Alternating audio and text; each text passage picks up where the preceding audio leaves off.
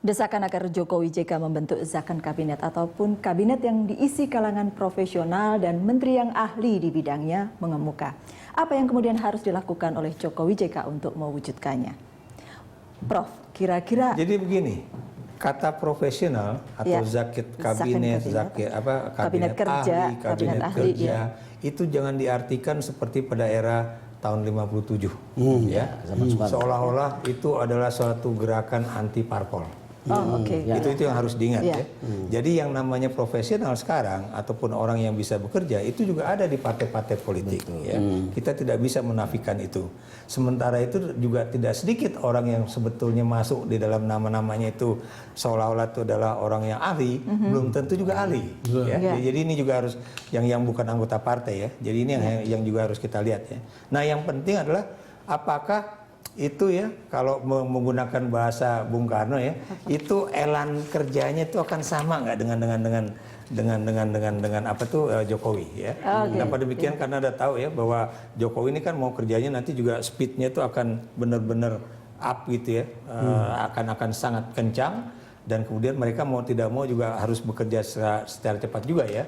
Walaupun teman-teman di PDIP kadang-kadang juga membuat satu satu prekondisi yang baru, itu harus sesuai dengan ideologi nasionalis, ya, berdikari, artinya Bung Karno dan sebagainya. Walaupun itu buat saya sih harus juga dilihat sesuai dengan perkembangan zaman, jangan kemudian seperti apa yang diucapkan Bung Karno pada tahun 60-an gitu. Sumbernya bisa dari mana saja begitu, kan? Ya, tetapi tidak dari awal ditentukan sekian persen dari sini, sekian persen dari situ, Bang Don. Iya, memang tidak akan ada, menurut saya source-nya bisa diambil dari mana saja. Karena menurut saya Jokowi JK juga akan tertekan oleh visi dan misi dan program-program yang dia sudah sampaikan kepada publik. Bayangkan pertumbuhan ekonomi 7%. Lalu kemudian akan berhadapan dengan krisis energi. Kemudian swasembada pangan yang sekarang makin turun, kan. Lalu kemudian poros maritimnya yang baru. Lalu kemudian target kartu pintar, kartu sehat, itu banyak hal teknis. Tapi menurut saya ini hal-hal berat yang mau tidak mau harus diselesaikan oleh orang-orang yang betul-betul bisa bekerja. Dan Jokowi sendiri kan sudah menunjukkan dirinya. Orang yang ada di bawahnya juga harus lebih baik gitu. Saya langsung terbayang gitu orang kayak Yonan gitu. Kelihatan kan kerja PT KAI gitu. Saya kira memang Jokowi harus mencari orang-orang yang seperti itu gitu. Memang kerja keras dan kelihatan hasilnya. Karena bagaimanapun saya berpikir gini, begitu sesudah orang sibuk kabinet, kemudian kabinet sudah dilantik, semua orang akan bilang, oke, 100 hari kerja Jokowi sudah melakukan apa, itu semuanya tuntutan akan kemudian tidak ada yang bisa ditutupi, Bula. Tidak ada yang bisa ditutupi. Pak Rio? Nggak, saya pikir itu memang satu hal yang harus dilakukan, bukan sesuatu yang harus dihindari malah. Jadi 100 hari kerja itu memang siap diketahui oleh publik seperti apa. Karena gini, orang memilih Jokowi itu karena harapan. Nah, harapan itu tidak harus mati. Jangan ketika 100 hari orang kehilangan harapan, ternyata Jokowi tidak berbuat apa-apa, hanya sibuk untuk menyiapkan dirinya dan kabinetnya akan bisa bekerja. Bekerjanya 6 bulan kemudian. Jadi harapan itu terus harus dipelihara setelah dilantik dan tidak boleh turun harapan itu. Dengan begitu maka aura positif dari kabinet, dari masyarakatnya yang bergembira, terus ada harapan hidup lebih panjang, ada harapan bahwa negeri ini sejahtera, ada harapan bahwa negara hadir dalam kesulitan masyarakat. Ada petani bisa merasakan bahwa ketika musim tanam pupuk selama ini hilang ada. Harus itu harus dipelihara harapan itu. Harapan tidak boleh turun, Prof. Iya, seperti waktu Franklin Delano Roosevelt kalau salah, ya. Itu 100 hari pertama itu kan gagasan dia. Setelah Amerika itu mengalami suatu ekonomi yang benar-benar sangat-sangat sulit lah, ya. Dan itu buat saya 100 hari itu adalah 100 hari yang memberikan harapan. Dan tapi juga orang jangan berharap bahwa 100 hari itu semuanya selesai. Buat saya itu yang harus dilihat. 100 hari pertama itu ada satu harapan kira-kira arah kabinet itu kemana, ya. Dan memang kabinet ini juga jangan dianggap misalnya nanti bahwa dia harus pro rakyat, dia harus begini, harus begitu. Dia harus ada yang bagaimana meningkatkan pertumbuhan ekonomi Indonesia, kompetisi ekonomi Indonesia dalam politik dan itu ekonomi internasional, pada saat yang bersamaan bagaimana mengangkat orang-orang yang boleh dikatakan the have-nots itu untuk kemudian bisa naik ke atas ya. gitu. Oke, tapi memang jadinya berat sekali. Nah itulah makanya jadi tidak gampang. Dan untungnya kita ini, menurut saya ya Mas ya, untungnya kita ini di dalam partai itu atau Jokowi sendiri selesai dengan urusan dirinya sendiri. Menurut saya kalau lihat cara dia di DKI, nothing to lose. Dia lakukan apa yang dia yakin benar. Oke. Dan bisa selesaikan persoalannya. Kita lihat misalnya JK juga sudah selesai dengan urusan dirinya sendiri.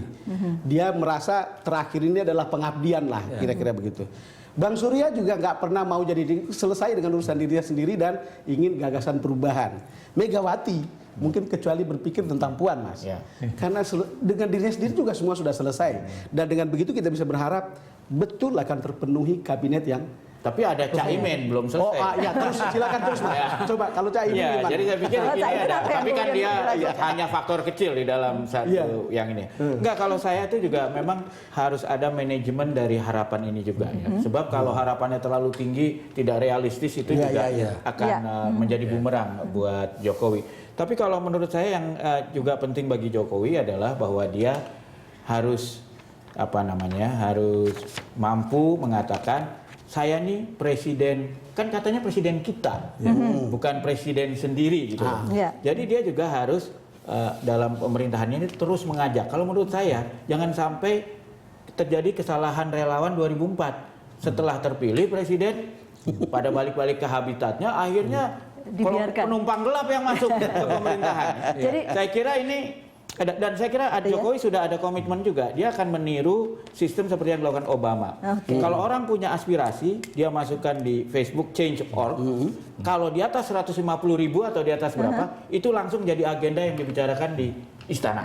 Jadi saatnya bergerak bersama itu bukan cuma statement gitu ya. Kita sudah sampai di bagian satu hal saya ingatkan lagi bahwa mungkin pendek saja. Kalau SBY tidak memberikan ruang kepada Jokowi, itu pasti setahun akan hilang waktunya. Nah, untung Pak SBY membuka ketika pembahasan RAPBN. Saya kira itu perlu diapresiasi. Itu harus karena diapresiasi. tanpa itu kan sekarang nih waktunya untuk mengubah anggaran tahun depan. RAPBN, tim Jokowi untuk bisa efektif 100 hari, dia harus mulai dilibatkan. Dan itu kemudian sudah ada komitmen sudah ada dilakukan. Itu langkah yang harus diapresiasi. Ya, kita harus apresiasi. Kita sampai di bagian akhir, saya boleh dapatkan closing statementnya pendek, Prof. Buat saya ini adalah sejarah baru bagi Republik yang kita cintai ini. Saya melihat bahwa transisi pemerintahan dari SBY ke Jokowi ini akan berjalan dengan smooth. Dan ini diawali dengan misalnya adanya saling kerjasama untuk menentukan kira-kira perubahan RAPBN tahun 2015 itu seperti apa. Dan kita juga tahu bahwa ini juga adalah suatu hal yang baru juga. Nanti seperti saya katakan, begitu tanggal 20 Oktober itu Jokowi JK dilantik, itu langsung besoknya tidak lagi ribut-ribut mengenai siapa menjadi menteri, tapi sudah langsung akan bergerak. Mas Bambang. Ya, kalau saya lihat nih memang menurut saya terus terang ya, istri saya pun pendapatnya sama. Ini pemilu ini mungkin akan menjadi sesuatu yang membanggakan kita semua dalam sejarah ya. Karena partisipatorinya luar biasa. Dan ini jadi satu pertanda kalau era Presiden SBY adalah era pertama kalinya presiden dipilih langsung oleh rakyat dan dia bisa mengakhiri masa tugasnya bahkan 2 kali dengan baik. Maka sekarang adalah eranya presiden bersama rakyat yang melakukan pemerintahan ini. Dan kalau ini bisa terjadi, saya kira ini merupakan suatu lompatan kuantum ya, yang kita harapkan bisa mengejar ketertinggalan bagi anak cucu kita. Ya, Pak Aryo. Ya, satu hal bahwa Pilpres 2014 ini berbeda dengan 2 Pilpres sebelumnya. Pilpres sebelumnya Pak SBY hanya partai kecil, kemudian bisa menang, dan itu juga aneh. Kemudian berikutnya sekali putaran 60%, aneh juga. Nah, hari ini kita mengalami keanehan lagi, bukan ketua umum, bukan siapa-siapa menang juga didukung rakyat. Jadi menurut saya memang 3 kali kita mengadakan Pilpres itu mendapatkan pelajaran-pelajaran baru terus.